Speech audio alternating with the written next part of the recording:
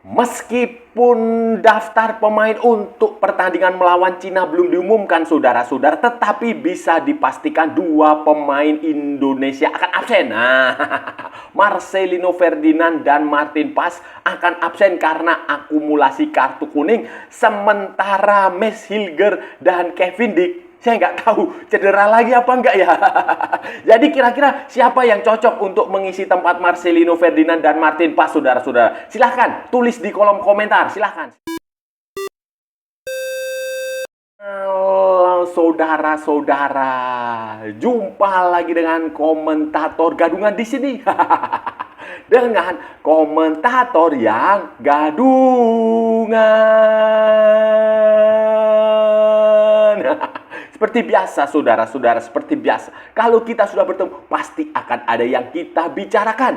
Akan ada yang kita perbincangkan. Kita ulas, kita analisis, kita cakap, kita bacotin, kita gibahin, kita cangkeman tentang sepak bola di seputaran Asia Tenggara, di negara-negara tetangga, negara-negara sahabat, negara-negara jiran, negara-negara serumpun, Indonesia, Malaysia, Thailand, Vietnam, Laos, Myanmar, Kamboja, Filipina, Brunei Darussalam, Singapura, Timor Leste, Australia, Wakanda, Konoha, negara api, negara angin, negara air, negara dongeng, dan sekitarnya. Semua akan kita bicarakan secara fair, secara jujur, secara adil, tanpa muatan politik, tanpa kebencian, tanpa provokasi, hanya berdasarkan fakta dan bukan klaim semata, saudara-saudara. Tidak ada hoax, tidak ada hoax, tidak ada hoax, baik yang sudah lama maupun yang terkini. Tidak lebay, tidak lebay, tidak lebay.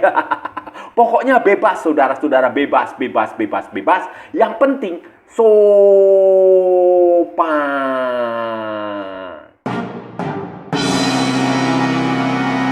Jadi begini saudara-saudara, jadi begini.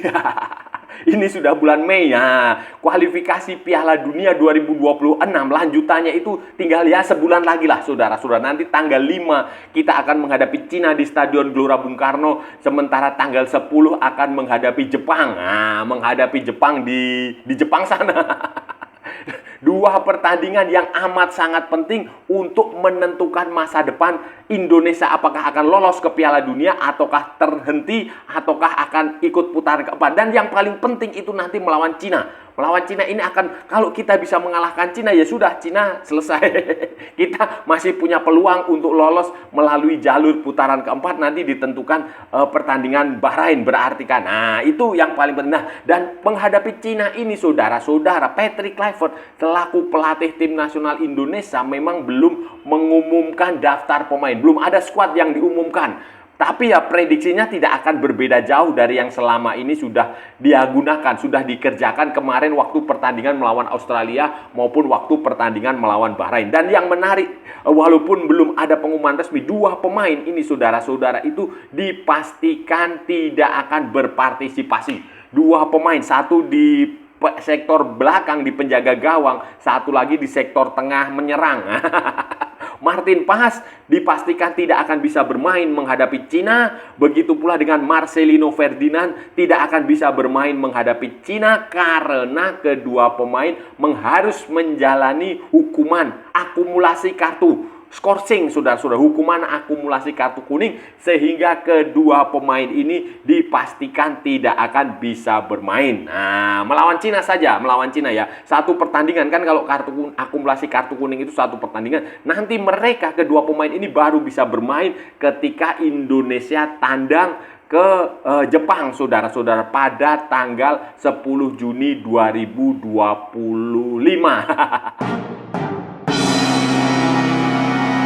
Pemain bagus. Marcelino, meskipun Marcelino pemain bagus dan baru saja minggu lalu kalau nggak salah dia baru saja tampil di Championship Division, saudara-saudara, di divisi Championship level kedua, tim utama main bersama tim utama Oxford United di divisi Championship. Tetapi tidak adanya Marcelino Ferdinand seharusnya tidak perlu terlalu diratapi, tidak perlu terlalu dicemaskan, tidak perlu mempengaruhi alur serangan tim nasional Indonesia nanti ketika pertandingan melawan Cina, saudara-saudara. Kenapa demikian? Karena Indonesia di sektor ini punya stok pemain, menurut saya punya stok pemain yang cukup banyak, cukup bagus lah, cukup bisa diandalkan. Misalnya kalau kita mau bergantung pada pemain keturunan di situ, Eliano Reinders bisa bermain di situ, bisa bermain, atau Ragnar Uratmangun juga bisa di posisi itu. Jadi tidak ada masalah. Kemudian di sektor lokalnya kita tahu kan, kita punya Egy Maulana Fikri yang juga bisa bermain di posisinya Marcelino Ferdinand. Waktu pada pemanggilan sebelumnya Egy Maulana Fikri dicoret karena cedera, tapi ya moga-moga sekarang dia kondisinya sudah bagus, itu bisa bermain. Witan Sulaiman juga bisa bermain di posisi di situ walaupun sebelumnya tidak dipanggil. Pada pemanggilan sebelumnya tidak dipanggil. Nah, itu dari segi pemain, dari segi formasi, taktik, strategi. Patrick Kluivert juga bisa mengubah formasinya. Kalau dia tidak mau misalnya mengubah formasi tanpa Marcelo Ferdinand, juga bisa formasinya berubah lah, saudara-saudara. Misalnya dia bisa menggunakan formasi 4-4-2 kalau dia mau, atau 4-3-3 kalau dia mau, atau 3-5-2 kalau dia mau. Jadi ada banyak, 4-2-3-1 juga bisa. Jadi ada banyak, seharusnya ya, ini menurut saya seharusnya absennya Marcelino Ferdinand tidak perlu terlalu diratapi, tidak perlu terlalu disesali, karena secara teori ya, hitam di atas putih, ada banyak pemain, ada beberapa pemain yang bisa mengisi tempat Marcelino Ferdinand, baik dari segi individu pemain maupun taktik, strategi yang akan digunakan nanti melawan.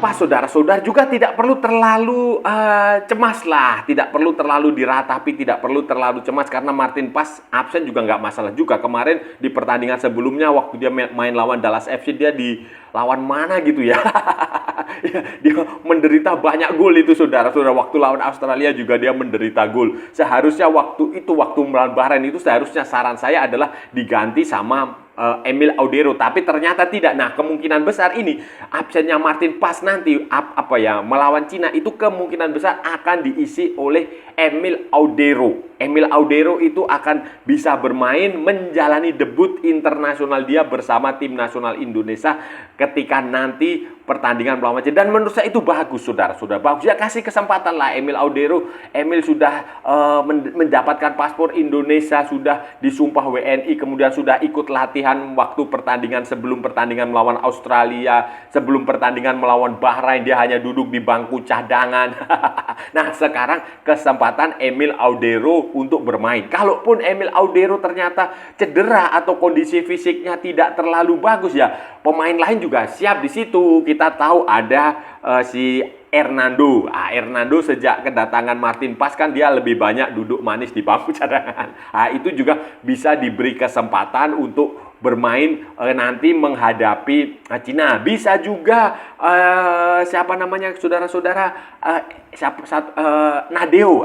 Nadeo juga bisa diberi kesempatan untuk bermain di situ, di sektor yang ditinggalkan Martin Pas jika Emil Audero cedera, ya. Sekali lagi ya, Emil Audero cedera atau dalam kondisi yang tidak bugar, karena tentu saja Emil Audero kan masih akan, kalau nanti Palermo itu bisa tampil di playoff sampai ke final, itu nanti kan pertandingan final playoff di Serie B untuk promosi itu kan kalau nggak salah itu sekitar tanggal 1 atau tanggal 31 Juni. Nah, jadi waktunya pendek kan. Nah, itu kita lihat tergantung dari situ. Kalau Emil Audero ternyata bisa fit, ya saya rasa pilihan paling masuk akal untuk bermain menghadapi Cina nanti adalah Emil Audero di posisi penjaga gawang. Marcelino Ferdinand dan Martin Pas dipastikan absen karena akumulasi kuning. Nah, yang perlu kita tunggu nanti, kita tunggukan adalah Miss Hilger dan Kevin Dix.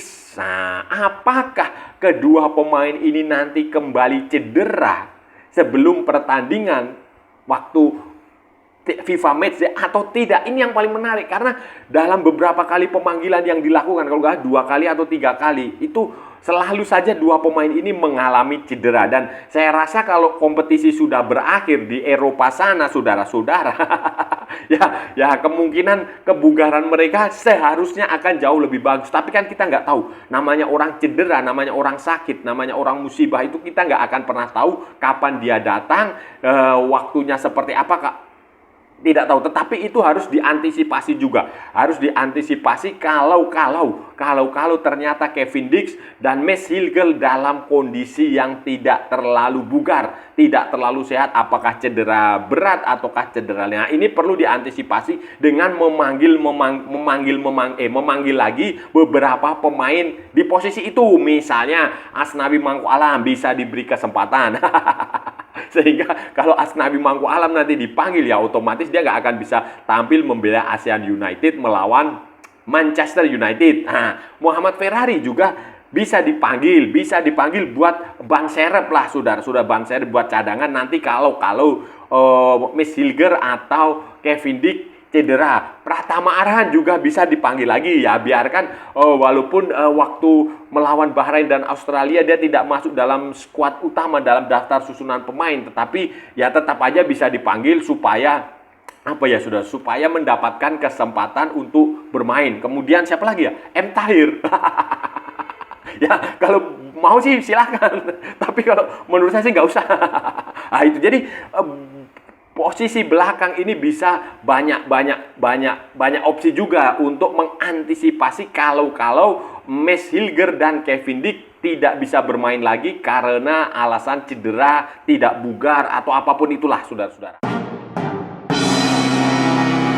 Sisi belakang juga kita tidak bisa melupakan Jordi Amat dan Elkan Bagot, saudara-saudara. Nah, Jordi Amat kompetisi di Malaysia sudah selesai. Saya rasa ya dia bisa bergabung dan panggil lagi aja nggak apa-apa. Walaupun nanti nggak main kan kita bisa lihat kalau misalnya Mads Hilgel dan Kevin Dix cedera kan ada opsinya Jordi Amat. Itu bisa dipanggil ya untuk sekedar latihan, tidak masalah lah usianya, walaupun juga sudah tidak terlalu muda lagi, dan di Liga Malaysia juga kurang mendapatkan tekanan. Nah, karena Johor Darul Taksim di Malaysia terlalu dominan dan materi pemain Johor Darul Taksim itu terlalu banyak sehingga pemain seperti Jordi Amat itu juga kadang tidak selalu menjadi pemain utama. Ah, ini juga menjadi masalah. Nathan Chow juga sama di Swansea City juga jarang main. Sama aja, tapi nggak apa-apa dipanggil saja. Kemudian Elkan Bagot ini yang menarik.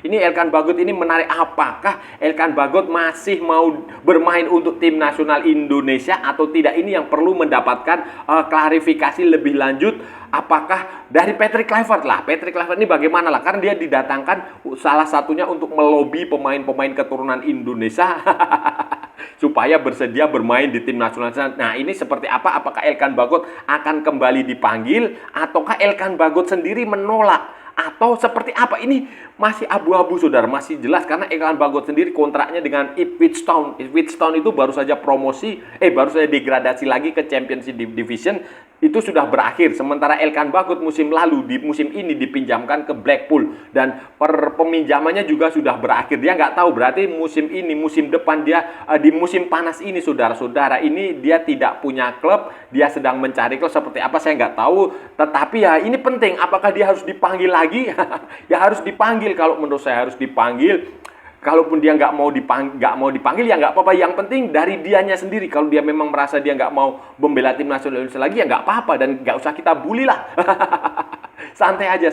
Tetapi selama memungkinkan, selama masih bisa, ya menurut saya lebih bagus dia dipanggil. Nanti misalnya ada pemain cedera kan dia juga bisa menjadi pelapis. Kalau tidak juga tidak apa-apa dipanggil untuk berlatih bersama. Karena bagaimanapun sayang juga, saudara-saudara, karena pemain ini punya postur yang tinggi dan usianya juga masih muda, masa depan dia masih cerah, masih bisa dibina lah, saudara-saudara. Saudara-saudara, yang pasti siapapun pemain yang dipanggil, siapapun pemain yang digunakan untuk menggantikan pemain yang absen karena akumulasi kartu kuning, dua pemain ini Marcelino Ferdinand dan Martin Pas, ataupun pemain yang akan dipanggil siapapun itu harus bisa menghasilkan kemenangan. Jadi kalau kita bisa menang lawan Cina, kita akan punya 12 poin. Akan punya 12 poin. Dan nanti kalau Indonesia menang lawan Cina, otomatis Cina akan terdampar, Cina akan tersingkir, saudara-saudara. Nah, karena itu kita harus menang lawan Cina sambil menunggu hasil pertandingan Bahrain. Andai kata Indonesia menang melawan Cina, poin kita 12. Kemudian Bahrain menang melawan Arab Saudi, saudara-saudara, dia akan punya poin 9. Dan di pertandingan terakhir Bahrain akan bertemu Cina dan Indonesia akan bertemu dengan Jepang. Kalau Indonesia kalah lawan Jepang di pertandingan terakhir dan Bahrain mengalahkan Cina pada pertandingan terakhir, maka poinnya akan sama. Poinnya akan sama dan itu berarti akan ada hitung-hitungan selisih gol, kemudian head to head dan lain-lain sebagainya. Dan tampaknya Indonesia akan punya potensi lebih besar untuk lolos ke putaran keempat jika Indonesia mengalahkan Cina dan jika Bahrain menang pada 2 pertandingan terakhir. Tetapi kalau Indonesia imbang lawan Cina atau kalah, ya sudah, lupakanlah saudara-saudara. Karena di atas kertas maupun di lapangan pertandingan terakhir melawan Jepang itu berat. Jadi kita fokus aja ke situ, fokus aja lolos ke putaran keempat. Gak usah kita fokus untuk lolos langsung karena Australia dan Arab Saudi juga pasti akan berusaha untuk lolos langsung ke putaran final ke Piala Dunia. Dan Arab Saudi nanti ketika melawan Bahrain juga pasti saya rasa juga akan berjuang sekuat tenaga untuk menang. Jadi ini pertandingan menarik, grup ini menarik dan peluang masih terbuka Indonesia untuk lolos, termasuk Cina, termasuk Bahrain, termasuk Arab Saudi, termasuk Australia. Syaratnya Indonesia mengalahkan Cina di pertandingan tanggal 5 Juni 2025, saudara-saudara. Saudara, itu tadi pembahasan kita hari ini, saudara-saudara. Kita sudah bicara panjang lebar dari A sampai Z, dari barat sampai ke timur, dari utara sampai ke selatan, dari Sabang sampai Merauke, dari Pulau Rote sampai Pulau Miangas. Semua sudah kita perbincangkan, semua sudah kita ulas, semua sudah kita cakap, semua sudah kita bacotin, semua sudah kita gibahin. Tadi saudara-saudara, tadi kita bicara tentang pemain tim nasional Indonesia, 2 pemain tim nasional Indonesia yang akan absen pada pertandingan melawan Cina, saudara-saudara. 2 pemain ini akan absen karena sebelumnya mendapatkan kartu kuning. Akumulasi kartu kuning mereka adalah Martin Pas, penjaga gawang, dan Marcelino Ferdinand, gelandang serang kita yang baru saja menjalani debut baru saja tampil lah saudara di Championship Division, saudara-saudara, minggu lalu, akhir minggu lalu. Dan 2 pemain ini tidak akan bisa bermain karena akumulasi kartu melawan Cina, saudara-saudara. Dan nanti pada tanggal 5 Juni 2025 di Gelora Bung Karno, Stadion Utama Gelora Bung Karno, Jakarta. Ini 2 pemain tidak akan bisa main dan kemungkinan besar, ya saya nggak tahu ya, apakah Max Hilger nanti cedera lagi ataukah Kevin Dick cedera lagi, saya nggak tahu. Tetapi yang pasti 2 pemain ini sudah pasti absen dan walaupun belum susunan pemainnya, daftar pemainnya belum diumumkan, saudara-saudara, tapi 2 pemain ini absen. Dan Marcelino Ferdinand Martin Pas kemungkinan besar akan digantikan oleh Emil Audero. Nah, ini bagus karena Emil Audero akan mendapatkan kesempatan untuk debut bersama tim nasional Indonesia untuk pertama kalinya. Dan ya semoga ini dia bermain bagus. Sementara Marcelino Ferdinand, solusi untuk Marcelino Ferdinand ada beberapa pemain di situ yang bisa ditempatkan. Misalnya si Eliano Reinders bisa bermain di situ, atau pemain lokal misalnya Egy Maulana Fikri, atau memanggil Witan Sulaiman juga bisa, atau formasinya yang berubah menyesuaikan ketidakhadirannya Marcelino Ferdinand, misalnya dengan 4-4-2 atau 4-3-3 atau 3-5-2. Itu bisa menyesuaikan. Jadi tidak usah terlalu cemas, tidak usah terlalu khawatir dengan absennya Marcelino Ferdinand dan absennya Martin Pas, karena ini nanti kita walaupun tanpa 2 pemain ini, kedalaman skuad Indonesia itu lumayan, saudara-saudara. Kedalaman skuad Indonesia relatif lebih bagus, relatif ada banyak faktor, ada banyak pemain, ada pemain diaspora, pemain keturunan yang bisa digunakan, tapi juga ada pemain lokal yang bisa digunakan. Nah, yang justru menarik nanti adalah apakah Elkan Bagot akan dipanggil lagi atau tidak. Nah, ini yang misterius karena ini kan liganya sudah selesai, kontrak Elkan Bagot dengan Ipswich Town sudah selesai, kemudian peminjaman dia juga sudah selesai. Itu yang menarik. Kemudian menarik lagi adalah apakah Kevin Dick dan Max Hilger itu akan mendapatkan kesempatan bermain atau tidak. Nah, itu juga menjadi sesuatu yang menarik untuk ditunggu. Dan saya rasa sudah cukup ya pembahasan kita kali ini, saudara-saudara. Kalau ada salah-salah ya mohon maaf. Namanya juga gadungan, saudara-saudara. Wajar kalau gadungan itu salah. Tetapi kalau benar berarti sebuah kebenaran. Kalau saudara-saudara merasa channel ini bermanfaat, berguna, menghibur, menginspirasi, silahkan like, share, and subscribe. Tapi kalau tidak, saudara-saudara abaikan saja, skip. Jangan ditonton, tetapi jangan nyampah. Maksudnya jangan membuat komentar-komentar yang menghina, menghujat, melecehkan, merendahkan orang maupun negara lain. Santai aja, ini hanya bola. Kita cari teman. Bukan cari musuh, saudara-saudara. Gak perlu berkelahi. Ikuti juga akun media sosial komentator gadungan ada di Instagram, ada di Facebook, ada di TikTok yang bukan TikTok Shop, saudara-saudaraku semua. Oke, sampai bertemu lagi di edisi-edisi berikutnya dengan tema-tema yang jauh lebih tidak bermanfaat, dengan tema-tema yang jauh lebih tidak berguna, dengan tema-tema yang jauh lebih membagongkan.